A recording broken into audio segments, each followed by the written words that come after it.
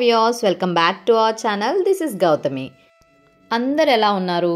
మీరందరూ హ్యాపీగా హెల్తీగా ఉండాలని మనస్ఫూర్తిగా కోరుకుంటున్నాను. ఈరోజు వ్లాగ్లో నేను మార్నింగ్ నుంచి ఆఫ్టర్నూన్ రొటీన్ షేర్ చేయబోతున్నాను. సో ఈరోజు ఫ్రైడే కాబట్టి మార్నింగే నేను పూజనైతే కంప్లీట్ చేసేసుకున్నాను. సో దీపారాధనతోటే డే అనేది స్టార్ట్ అవుతుంది కదండి. ఇంతకుముందు వీడియోస్లో మీకు చాలాసార్లు చెప్పాను, నేను పూజని కంప్లీట్ చేసుకున్న తర్వాతే నా డే అనేది స్టార్ట్ అవుతుంది. సో రొటీన్ వర్క్లో మెయిన్ ఇంపార్టెంట్ థింగ్ ఇదనమాట. నాకు ఫ్రైడే పూజలో అయితే డెఫినెట్గా నాకు పూజని కంప్లీట్ చేసుకున్న తర్వాత ఆ పాజిటివిటీ అనేది కనిపిస్తూ ఉంటుంది ఇంట్లో.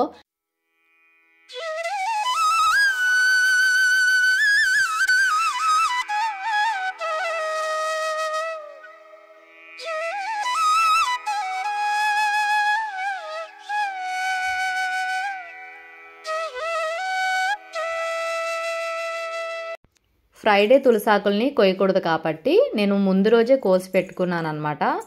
ధృతి కొంచెం చాక్లెట్స్ అవి ఎక్కువ తినడం వల్ల ప్లమ్ అవి పట్టేసి కొంచెం కోల్డ్ అనిపిస్తుంది నాకు. సో దానికోసం ముందుగానే నేను ఈ వాటర్ని రెడీ చేసి పెట్టుకున్నాను.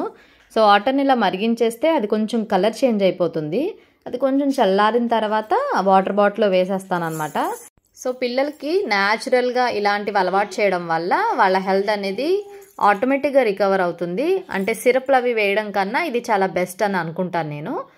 సో ధృతికి వాటర్ బాటిల్ తీసుకున్నాను నేను. ఈ వాటర్ బాటిల్ అయితే బెస్ట్ అనిపించింది, ఎందుకంటే చాలా ప్లాస్టిక్ బాటిల్స్ యూస్ చేశాను కానీ సో వెంటనే హాట్ వాటర్ వేయడానికి ఉండదు కదండి నార్మల్ బాటిల్స్ అయితే. ఇలాంటి బాటిల్ అయితే కొంచెం గోరువెచ్చగా అయినా వాళ్ళు తాగడానికి బాగుంటుంది. సో కొంచెం చల్లారిన తర్వాత నేను ఈ క్యాప్ని పెడతాను, ఎందుకంటే ఇది కొంచెం ప్లాస్టిక్ ఉంది మళ్ళీ ఇక్కడ. సో వాళ్ళు సిప్ చేయడానికి ఈజీగా ఉంటుంది ఇలాంటి వాటర్ బాటిల్స్ అయితే.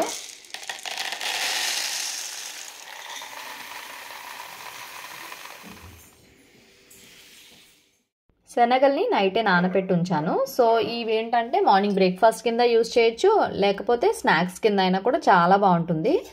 కొంచెం చాట్లా కూడా చేయొచ్చు అనమాట ఇది.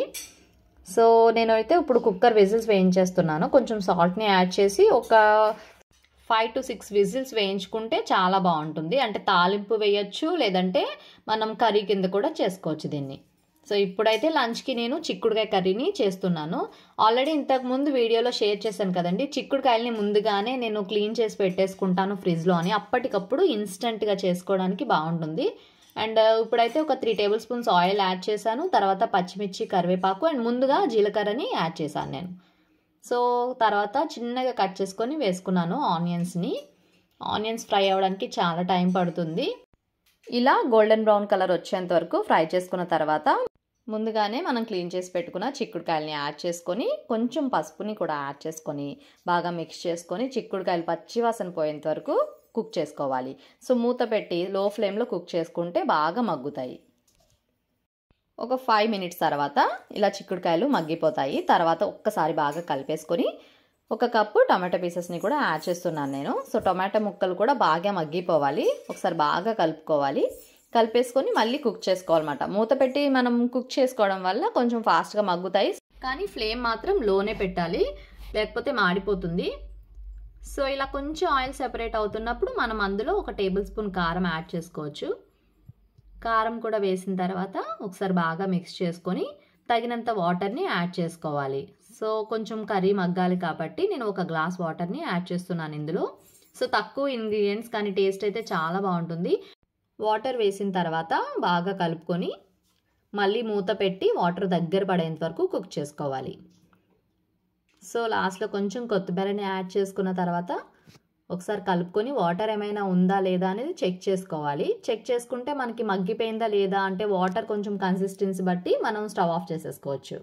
సో ఇప్పుడైతే కర్రీ బాగా మగ్గిపోయింది. స్టవ్ ఆఫ్ చేసేసుకొని సర్వ్ చేసుకోవడమే. లంచ్కి కర్రీ అయితే రెడీ అయిపోయింది. బట్ నాకు ర్యాండమ్గా ఇంకొన్ని పనులు ఉన్నాయి, సో అవి అయితే స్టార్ట్ చేయాలి. కర్రీ అయితే కంప్లీట్ అయిపోయింది. నెక్స్ట్ నేను ఇప్పుడైతే బియ్యం డబ్బాని క్లీన్ చేస్తున్నాను అనమాట. సో ఎప్పుడు రైస్ కంప్లీట్ అయిపోయినా కూడా డెఫినెట్గా ఇది క్లీన్ చేస్తాను, ఎందుకంటే అస్తమానం తేలేం కదా, చాలా వెయిట్ ఉంటుంది ఇది. సో రైస్ బాక్స్ అనేది ఎప్పుడూ చాలా క్లీన్గా ఉండాలి. సో రైస్ బాక్స్ ఎప్పుడు క్లీన్గా ఉండాలి అని ఎక్కడో విన్నానండి నేను. అంటే ఎక్కడో విన్నాను కదా అని క్లీన్ చేయట్లేదండి. మన ఇంట్లో వస్తువులు మనం కేర్ తీసుకోవాలి. అంటే బూజు పట్టేసి డస్ట్ పట్టేసి అలా ఉండకూడదని చెప్తున్నాను నేను. సో అలా ఉంటేనే మన ఇంట్లో పాజిటివిటీ అనేది ఉంటుంది డెఫినెట్గా. సో క్లీన్ చేసిన తర్వాత ఇది ఆరడానికి టైం పడుతుంది కాబట్టి కొంచెం మార్నింగ్ టైంలోనే క్లీన్ చేస్తున్నాను. సో సన్లైట్కి పెడితే కొంచెం ఆరిపోతుంది.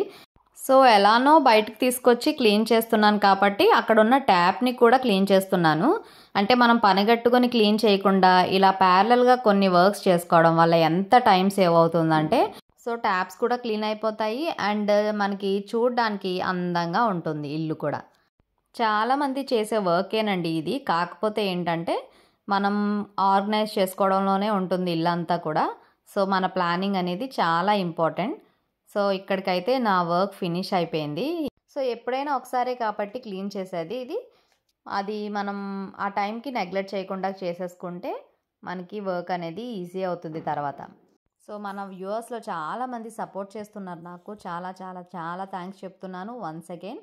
Thank you so much for watching this video. And మన ఛానల్ని ఎవరైనా కనుక ఫస్ట్ టైం చూస్తే సబ్స్క్రైబ్ చేసుకోండి. ఈరోజు వ్లాగ్ అయితే ఇదే. మరో మంచి వ్లాగ్తో మీ ముందుంటాను. సో ఈ వీడియో నచ్చితే మాత్రం షేర్ చేసి కామెంట్ చేయండి.